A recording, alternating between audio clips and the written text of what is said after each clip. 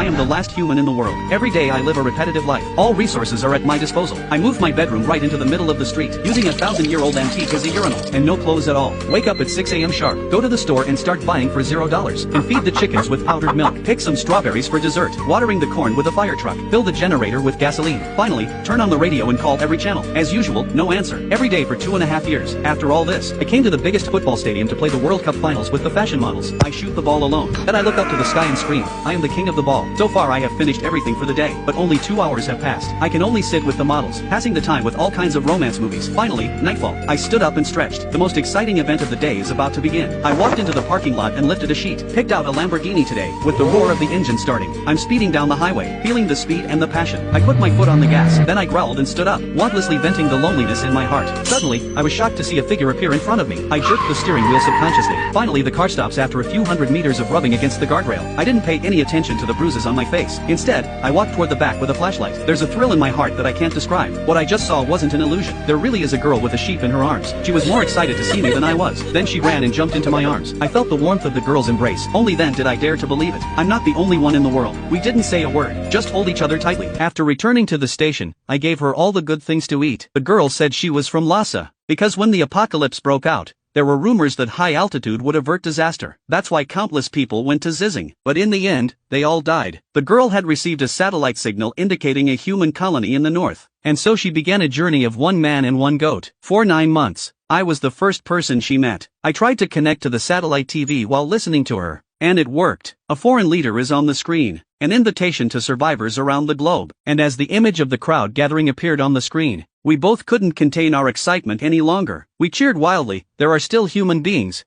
and there are a lot of them. That night, the girl and I agreed to go to the nearest survivor city, Biting. The next day we got our supplies ready. I released the chickens that had been with me for 3 years. I got in my car and set off with high hopes. On the way, we met a field of melons. She picked 2 baskets of watermelons, and I went and collected some communication devices and asked her to try and see if she could network them. I didn't think it would work. The girl looked at people's posts and noticed something unusual. I can't believe everyone's talking about men. So now the whole world is devoid of men. I've become the last male on Earth. How will you feel when you realize you're the last male on Earth? I froze for 3 seconds, and then I laughed uncontrollably. The youngest girl in my party looks at me with contempt and helplessness. Late afternoon. We pass a hot spring hotel. I slam the gas pedal on the glass door and drive right into the lobby. It's a habit I've picked up over the years of living alone in the post-apocalyptic world. When I got off the bus, I said to little sister, I'll let you soak in a hot spring in a little while, and then have a beautiful sleep. Tomorrow, we'll go straight to Biting's human colony. When I'm done, I'll bring out the generator and the heating rods to heat the water. Little sister muttered with disgust, fake hot springs.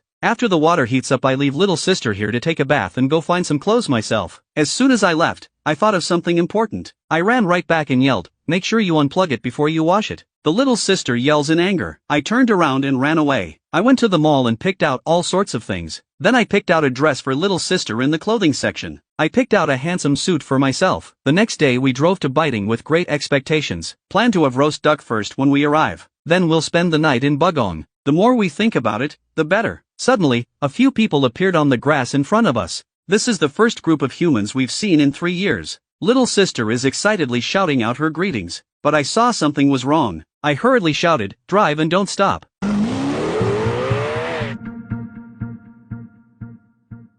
It wasn't long before the welcome to Biting sign was out front, and underneath the sign were a couple of dead women. Looks like Biting may not be what we thought it was. A roadblock has suddenly appeared at the turn ahead. Several heavily armed women have stopped us. I instantly tense up and mess up my hair to try and cover my face. Then I whispered to little sister to get out of there, but she doesn't realize the danger. Not only did she stop her car, but she naively said she was here to participate in the rebuilding effort. Just then a woman with glasses spotted me. She raised her gun and ordered me to get out of the car. I reached out and grabbed a wrench and prepared to open the door. Suddenly a purple-haired woman ran from behind and shouted, Sister Na, they're one of us. Then she put 2 chocolates in Na's hand, and then she took us away. The purple-haired woman sat in the backseat and picked up the lamb and said directly, I saved your lives. Save this sheep for me. It turns out that she came to rescue us because she was eyeing our lamb, and she thought I was a fake man dressed as a woman. Little sister heard this and immediately retorted loudly that he was not a fake man. I hurriedly shouted to stop little sister from talking. You can't have the sheep. The purple hair froze at the sound. Pulling out a pistol, she said, how about I trade you this? And then she put the gun to my head. I stopped the car. I was so nervous, but I still said, I can't give you the sheep. The purple-haired is about to get out of the car with the lamb in her arms. I grabbed her arm. Eyes are fixed firmly on her. She saw how tough I was and had to stop. After getting off the car, she said, "You fake man is really a bit manly." Soon after we left, we made our way to the coalition government's office in Biting. The person in charge was a blonde woman. They were very surprised to learn that I was a man. The girl in purple is more excited because she's from the same country as me. She immediately took out her cell phone and sent a message online. The last mail is from Huaxia, and he was standing right next to me. The man in charge and I rushed to stop it, but we were still too late. The message exploded less than 1 second after it was sent. All the countries are saying the same thing. They're going to fight to the death to get me, the last male standing. And this sneaky bitch is very bad. Not only did she expose me to the internet, which led to women from all over the world trying to steal me, but she also tried to take me down in the street. I used all my strength and vowed not to comply. We're at a stalemate. A couple of luxury cars came to a screeching halt. The Ferrari in the center has been dressed up as a wedding car. The Diao woman coming down from the top is the head of the Northeast Army. They're the biggest gang in the north since the end of the world. Diao saw me and said with a teasing look, "Get in the car. Hubby, I've come all the way here to pick you up. Let's go to Fugong and get married." And then she came to me with a big smile on her face. The blonde immediately stopped in the middle of the room and said stiffly to Sister Diao, "This is a Beimei coalition government leased area. You can't do anything you want." Diao's face instantly sank when she heard this, and she looked at the foreigner fiercely and said, "Listen carefully. This is Huaxia." I got blood all over my face. The woman who declared her right to mate with me has fallen before me. I'm looking into the black hole of a gun. Inside, I thought, this woman with the gun is even scarier. It's gonna be hard to get out of here without some kind of surprise. So I suddenly rushed forward and pinned Diao down. But anyone who can be the leader of an army is no ordinary man. With a little force in her hand, she actually dropped me to the ground. And then she subdued me with 2 easy strokes. And then a shovel fell from the sky. It's another foreigner with a backhoe. She's attacking Diao with a shovel and yelling at me to run. The rest of the Tohoku army is shooting at the excavator. I took advantage of this moment to grab little sister and get out of there. At this point, the bitch who exposed me to the camera is fucking coming out, yelling, "Don't go." I threw a wrench at her head. "Fuck you, bitch." I'm a little bit relieved that I got rid of the camera whore. Now Diao is the biggest threat. And sure enough, we didn't get very far before the Ferrari caught up with us. Diao is standing in the car, loudly molesting me. I'm so scared. I closed the window. She got more excited when she saw that I was scared. She jumped right into my car. I didn't realize women were so crazy about chasing men. I wonder if I would meet the last woman in the world and chase me as crazy as she does. The sound of breaking glass woke me up.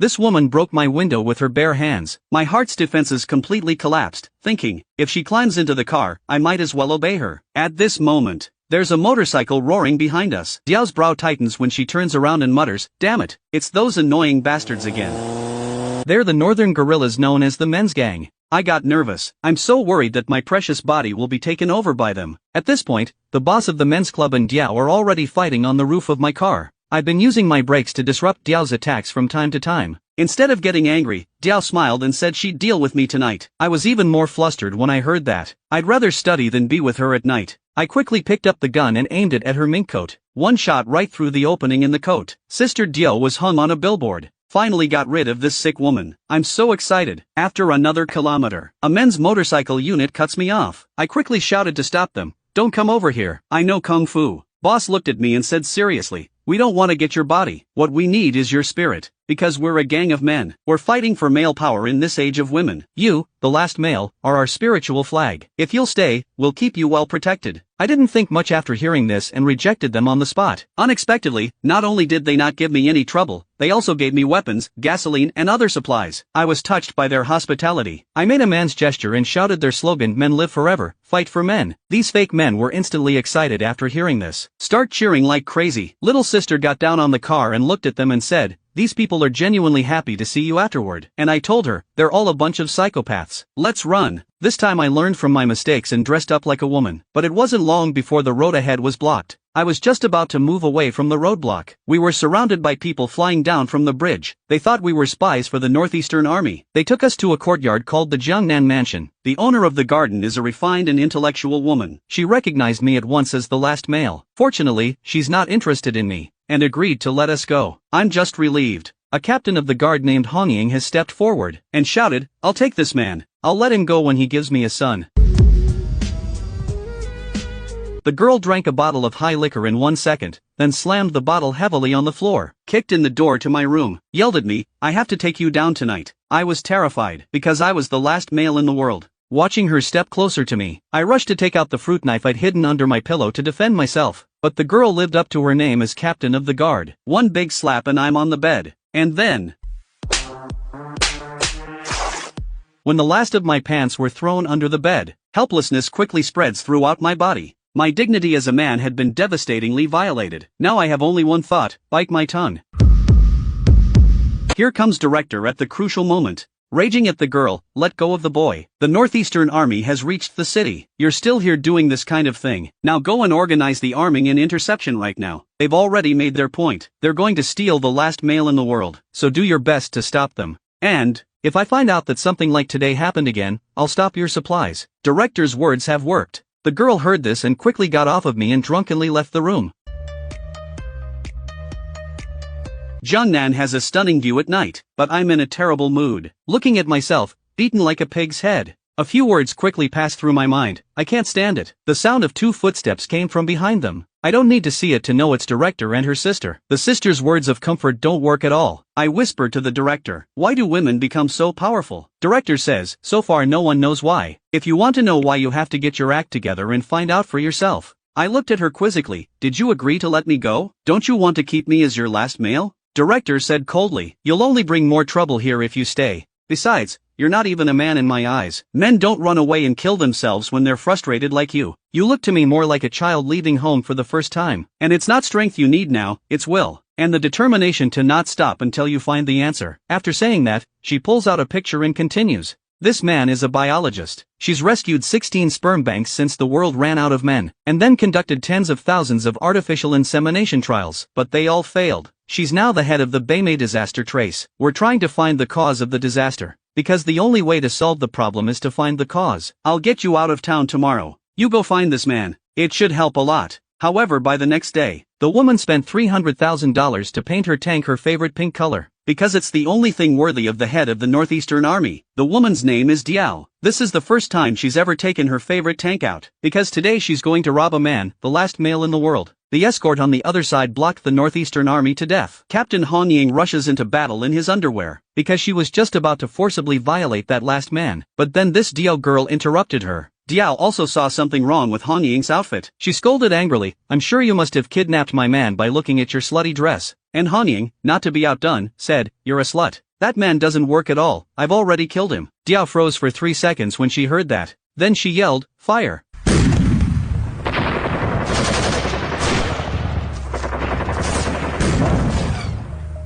I'm the last male. The director of the Jiangnan house is going to send little sister and me to the biologists. Hope to find the reason for the extinction of men in me. But as soon as we left the house, we were surrounded by the guards. So Han Ying had already ordered, "No one can let me go." Upon seeing this, the director immediately lowered his face and said, "Get out of the way." The girls on the other side of the room didn't move a muscle. Now she's really pissed off, because everyone in the escort has survived on her supplies for the last 3 years. And now they're turning on her for a man. The director wrapped her skirt around her and kicked the girl out of the way.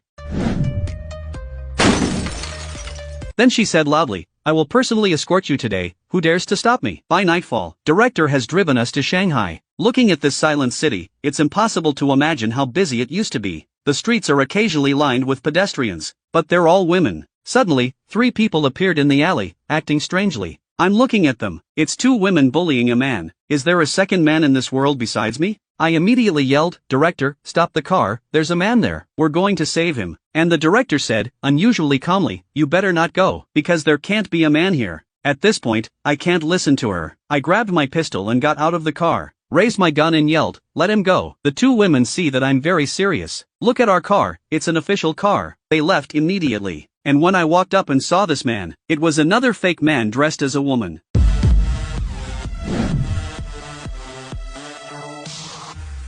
Suddenly there was a loud bang. Director's car was hit by a speeding car. Director's car window shattered instantly. The huge impact also made the director in the car feel uncomfortable. The front end of the car that hit her is completely deformed, and smoke is coming out. The airbags in the car have popped as well. A normal person would have been seriously injured. The man in the car looks up. It's actually Sister Na? She looks like she's unharmed. I don't know how she got rid of Hong Ying and chased her here. Sister Na said with an evil smile. You made it so hard for me to find you. Director took one look and saw that it was Sister Na coming after me and yelled at me. Go away, leave this place to me. I had a stony look on my face. I can't believe Na chased me here. Sister Na got into one of her cars and said, you go after them. I grabbed little sister and said, let's go. The two of us ran out of the alley just in time to see a bicycle parked on the side of the road. Since the bike doesn't have a back seat, the man lets his little sister sit in the front basket. And at that moment Na's men came after her. She runs too fast. I knocks over all the tables, chairs and benches on the side of the road, trying to put up a bit of an obstacle. But it would only slightly stop that guy for a little while. Soon she's back on her heels. That's when little sister saw the pistol on my belt. She quickly drew my pistol and skillfully turned on the safety. I'm a little confused by this maneuver. When did little sister learn to use a gun? I see little sister aiming at Na's men, but her hands are trembling badly. The finger on the trigger would never go down. The enemy is getting closer and closer. Sister finally gritted her teeth, closed her eyes and pulled the trigger with both hands. But due to her nervousness, the bullet missed. The pistol fell to the ground. Her fell headfirst as well. I quickly grabbed my sister's clothes to keep her from falling. When we got to a crowded place, I had the bright idea to yell out, spies from the Northeast Army are here. Sure enough, it's a good trick. People on the road looked at her one after another, their faces full of hostility. After catching up, she had to stop chasing in order to prevent being surrounded. I turned into another intersection. She watched and turned decisively and ran the other way. As I ran, I looked back and realized the enemy had disappeared. I stared at the intersection in front of me, realizing that the woman might come around from somewhere else. As we get closer and closer, we're about to meet at the intersection. I can't help but feel nervous. Just as I was racking my brain for a response, suddenly, a door opens on the side of the road. A figure rushed out and said quickly to me, come on in. This man was the fake man I had just saved. At that moment, I followed the fake man and rushed through the door. The enemy had already reached the intersection by this time. She looked around and saw no sign of me. At once she was puzzled. When she looked up, she saw this sign instead. She was instantly shocked, because this is a stronghold of the men's club. The rest of the way is smooth. We soon arrived at the biologist's lab. In the 3 months since then, I didn't move an inch in the lab, cooperating with the biologists in their various experiments on me. The problem of artificial insemination has finally been solved, and the genetic modification experiment is complete. The sex of a fertilized egg can be modified on its own. I'm sure more men will be born in the near future. I made up the last-minute ending. The author of this manhwa is no longer updating, so the plot can only go so far. Thank you for watching. I will bring you a better work.